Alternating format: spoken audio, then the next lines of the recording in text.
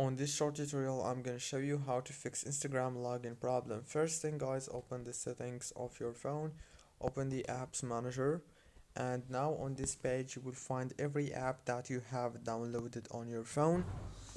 All what you want to do here is scroll like this until you find Instagram and then click on it. When you click on Instagram, now this is the app informations page. As you can see, click on force stop to stop the app and then click on the permissions. Make sure to enable all the permissions. Go back, click on storage, click on clear data and clear cache.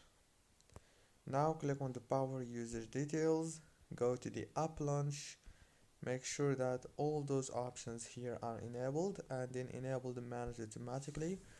Click OK, and now the last thing you want to do is restart your phone. Don't forget to like, subscribe.